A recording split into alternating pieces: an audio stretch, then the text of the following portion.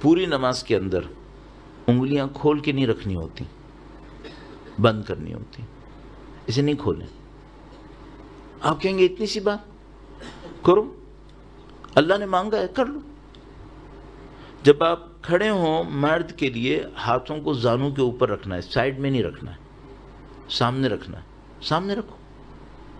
سب کی لاجک ہے، اور معصوم کی بیان کی بھی لاجکس ہیں، ہماری سوچی بھی نہیں ہے، بیان کی بھی لاجکس ہیں۔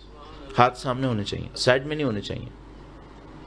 مثال کے طور پر جب رکوع کریں تو انہوں نے کہا ہے کہ ہاتھوں کو صرف رکوع میں ایک جگہ ہے جہاں پہ انگلیاں کھلتی ہیں، باقی سب جگہ پہ انگلیاں بند رہتی ہیں۔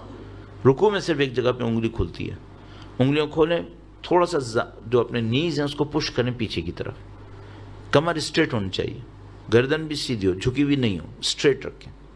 کانسیپٹ کیا ہے؟ کانسیپٹ یہ ہے کہ خدا میں تیرے راستے میں گردن کٹوانے کو تیار ہوں، لاجک ہے۔ یہ اپیرنس خدا نے مانگی ہے، ایسے کرو۔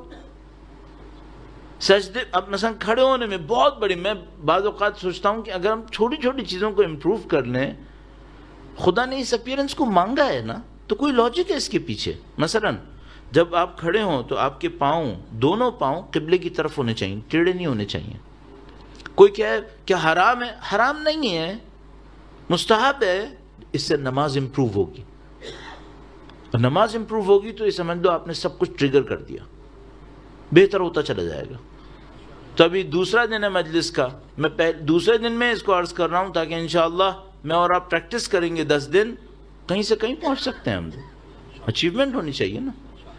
تو پاؤں بالکل سیدھے ہوں، تھوڑا سا گیپ دیں اور قبلے کی طرف ہوں، ہاتھ انگلیاں بند، زانوں کے اوپر ہونے چاہیے۔ جب آپ قیام کریں، سورہ اور رکوع پڑھ رہے ہیں، مثلا ہم پڑھ رہے ہیں، تو کیا سوچیں؟ آپ یہ سوچیں میں ایسے کھڑا ہوں جیسے قیامت کے دن خدا کے سامنے کھڑا ہونا ہے۔ قیام کا مطلب یہی ہے، قیام کھڑا ہونا، قیامہ بھی اسی سے ہی ہے۔ پھر آپ رکوع کریں، کیا سوچیں؟ کانسیپٹ یہ ہے کہ رکوع کرتے وقت سوچو کہ میں اللہ کی راہ میں گردن کٹوانے کو تیار ہوں۔ سجدہ کریں، سجدہ کرنے جائیں، ہاتھوں کو یوں سیدھا رکھیں قبلے کی طرف، انگلیاں بند، ہاتھ قبلے کی طرف۔ اور کانسیپٹ کیا ہے؟ کانسیپٹ یہ ہے کہ خدا میں تیرے سامنے ذلیل اور حقیر ہوں، میں ایکسیپٹ کر رہا ہوں، میں تیرے سامنے سرنڈر ہوں، ایکسیپٹ کر رہا ہوں۔ اس فزیکل سرنڈر کے بدلے میں خدا سے مانگے، خدا مجھے اسپریچولی بھی سرنڈر کروا دے، میں تیرے لیے سوچنا شروع کروں۔ بیٹھیں گے دوسرے سجدے سے پہلے، پھر دوبارہ سجدے میں جائیں گے۔ روایت نے بہت خوبصورت بیان کیا، میں جب بتاتا ہوں میں لطف لیتا ہوں اس کا، اور کئی دفعہ بتا چکا ہوں، اور آپ نے ظاہر 10 جگہ اور بھی سنا ہو شاید۔ دوسرے سجدے کو کہتے ہیں، یہ جو پہلا سجدہ ہے یہ ہماری کریشن کی طرح ہے، جیسے خدا نے ہمیں پیدا کیا۔ تو جو دوسرا سجدہ ہے یہ کہتے ہیں یہ ڈیتھ ہے، موت۔ دوسرا سجدہ کرنے کا ہے تو یہ دوسرا سجدہ میری اور آپ کی موت کی طرح ہے، اور اس سجدے کے اندر اپنی موت کو یاد کرے انسان، خدا مجھے اچھی موت چاہیے۔ اور اس دوسرے سجدے کے بعد اگر دوسری رکعت ہوئی یا آخری رکعت ہوئی تو آپ نے تشہد پڑھنا ہے۔ کیسے تشہد پڑھیں؟ یہ سوچ کے پڑھیں کہ خدایا اس گواہی کو قیامت کے دن مجھ سے قبول کر لے۔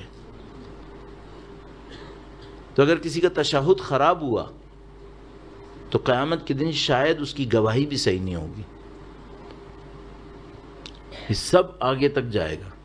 اور مثال کے طور پر بہت خوبصورت ایک جملہ روایت کے اندر آیا، فرمایا یہ جو پہلا سجدہ ہے یہ کریشن ہے، یہ جو دوسرا سجدہ ہے یہ ڈیتھ ہے، یہ جو ان بٹوین دو سجدہ آپ بیٹھے یہ کیا ہے؟ کہا یہ دنیا کی زندگی ہے، اس کے لیے کہتے ہیں استغفر اللہ ربی واتوب الیہ۔